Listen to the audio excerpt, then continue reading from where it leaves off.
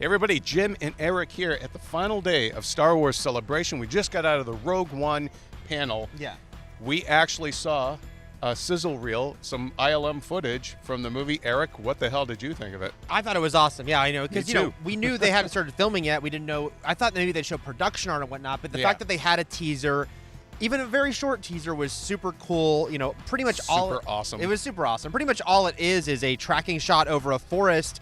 TIE fighter flies overhead. You hear Obi-Wan's speech about the dark times, and then you see the reveal of the Death Star looming over this planet. And boy, was it looming. It wasn't just like the moon in the sky. It was about half the horizon was that sort of faded daytime Death Star in the sky. You assume this is the planet where the Imperials are sort of stationed that are building the Death Star, which, if you read the book Tarkin, it involves that a bit. So and Tarkin is now canon. It's canon. That is so a canon there we go. book, I guess there's a little plug for Tarkin. Yeah. We actually got the official plot synopsis for the movie. A band of resistance fighters unite for a daring mission to steal the Death Star plans, and Star Wars anthology film, we'll get to that in a second, Rogue One.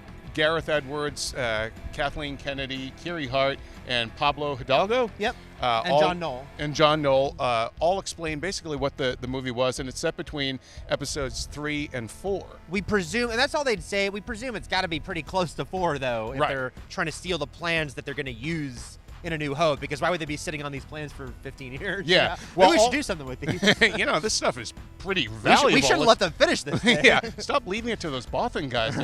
So anyways, they had some concept art, and I think what's noteworthy for both of us was that they weren't X-Wing fighter pilots. We keep thinking with Rogue One that it's a rogue squadron, that they're pilots, but all they said was that Felicity Jones is a rebel soldier. Yeah.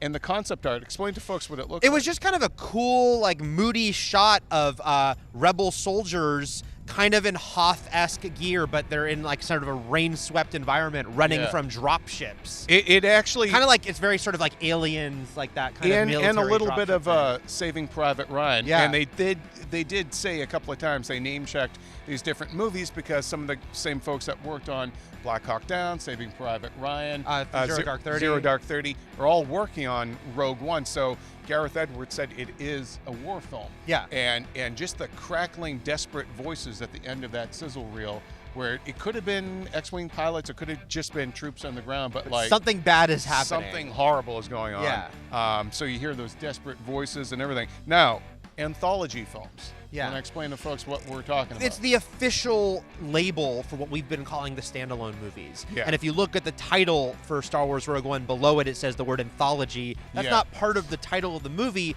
but it's branding. Yeah. So going forward, this is how they say to people, this is not one of the episodes. Yeah. This is an anthology movie. So anthology, do you think then that word replaces expanded universe? No, because there's the novels and whatnot are also the canon. So I think it's the feature films. Just to let you know, these are the feature films that are standalone. They are. Right. They said this was George Lucas's idea when he talked to Kathleen Kennedy. Let's explore more of this big universe, different time frames, different characters, kind of little nuances that the episode 7, 8, and 9 won't get into because they're telling this sort of grand story. What else was interesting was that Josh Trank had been scheduled to appear, and he is the director of the other Star Wars anthology film. He didn't appear, and there wasn't any mention of that film, what it's about, anything, at least at the end at this panel. Yeah, they decided to keep this entirely focused on Rogue One. We thought originally when Trank was going to be there, they might at least give us a title or something. Yeah. But I think they're like, no, let's just focus on because the Trank movie's 3 years away.